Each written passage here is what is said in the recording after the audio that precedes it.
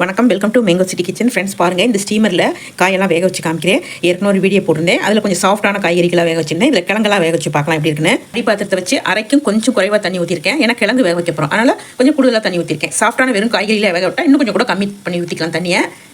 First பாத்திரத்தை வச்சுக்கலாம். சேப்பங்கிழங்கு பாருங்கள், நல்லா கழுவி வச்சுருக்கேன். அதை அப்படி இதில் போட்டுக்கலாம். ஃபஸ்ட் டைமாக செஞ்சேன், சூப்பராக வந்துச்சு. இப்போ செகண்ட் டைம் செய்கிறேன், கிழங்கு வேக வைக்கிறேன் எப்படின்னு பார்க்கலாம். செகண்ட் பாத்திரத்தை வச்சுக்கலாம்.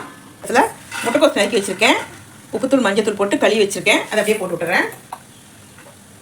மூணாவது பாத்திரத்தில் தட்டி இட்லி ஊற்றி விட்றேன். சின்ன தட்டில் எண்ணெய் பூசி வச்சுருக்கேன். இட்லி மாவு ஊற்றிக்கலாம். பொடி வச்சுக்கலாம். ரொம்ப அழுத்தி மூடாதீங்க, எடுக்கும்போது நமக்கு கஷ்டமாக இருக்குது. வேகட்டும், 10 நிமிஷம் கழிச்சு பார்க்கலாம். ஸ்டீமர் வந்து மங்களில் வாங்கினது. இது எவ்வளோ விலை, நான் எப்படி யூஸ் பண்ணேங்கிறது ஒரு வீடியோ போட்டிருக்கேன், பெரிய வீடியோ.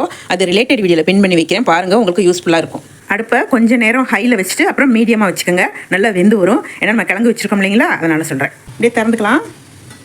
அதே மாதிரி வாங்கும்போது மூடி வந்து டைட்டாக இருக்கக்கூடாது, இப்படி வச்சா எடுக்கணும். எல்லா பாத்திரமும் இப்படி வச்சா எடுக்கணும். எனக்கு தெரியாமல் நான் மூடி டைட்டாக கொடுங்கன்ட்டு அவங்க மாற்றி போட்டு கொடுத்தாங்க. அந்த தம்பிங்களுக்கும் சொல்ல தெரியல. இதோட சிஸ்டம் வந்து அப்படி வச்சு எடுக்கிற மாதிரி இருக்கணும். டைட்டாக வாங்கக்கூடாது முடியலாம். நான் யூஸ் பண்ணவும் எனக்கு தெரியுது. இப்போ இட்லி வந்துச்சான்னு பார்க்கலாம். கண்டிப்பாக வெந்திருக்கும் 10 நிமிஷத்தில். சூப்பராக வெந்துருச்சு. இது ஓகே, அப்படியே எடுத்து வச்சுக்கலாம். முட்டைக்கோஸ் கண்டிப்பாக வெந்துருச்சு. கிழங்கு வெந்திருக்கலான்னு பார்க்கலாம். இந்த கிழங்கு வந்து நம்ம ரொம்ப குழைய வேக விடக்கூடாது, அதனால் பதமாக வெந்தால் சரி. சூப்பர், நல்லா வெந்துருச்சு. அதாவது ரொம்ப குழையக்கூடாது இந்த கிழங்கு. இந்த பதம் உங்களுக்கு கரெக்டாக இருக்கும். அப்படி இல்லாட்டினா இன்னொரு 2-3 நிமிஷம் நம்ம விட்டுக்கலாம். என்ன கேட்டால் இந்த பாருங்கள், உங்களுக்கு காமிக்கிறேன். நல்லா தெரியுதா உங்களுக்கு, அமுங்கப்படுது. இன்னும் கொஞ்சம் தேவைன்னா ஒரு 2-3 நிமிஷம் விட்டுக்கலாம். ஆனால் இந்த கிழங்குக்கு இந்த பதம் போதும். என்ன கேட்டால் கரெக்டாக இருக்கும். நமக்கு சின்னமாக கட் பண்ணி வட்டமாக வறுக்கலாம். சூப்பராக இருக்குது. இப்போ எல்லாத்தையும் இது மேலே எடுத்து வச்சு மூடிக்கிறேன். அவ்வளோதான், இப்படியே இருக்கட்டும். இப்படியே இருந்துச்சுன்னா கொஞ்சம் நமக்கு சூடாக இருக்கும். நான் சட்னி செஞ்சுட்டு இட்லி வச்சு காமிக்கிறேன். அதேமாதிரி இந்த காய் பொரியல் பண்ணி இந்த காய் வறுவல் பண்ணி உங்களுக்கு காமிக்கிறேன். வாங்கலாம், நல்லா தான் இருக்குது. ஸ்டீமரில் வேக வச்ச இட்லி பாருங்கள், ரெடி ஆகிடுச்சு.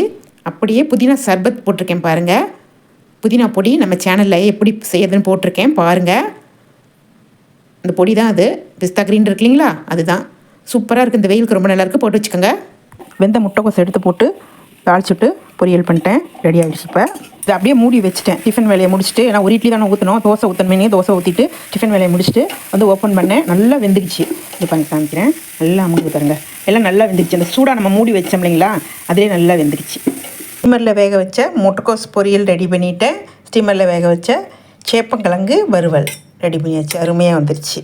அப்படியே பாருங்கள், இன்றைக்கி சமையலையும் காமிச்சிட்றேன் பாருங்கள்.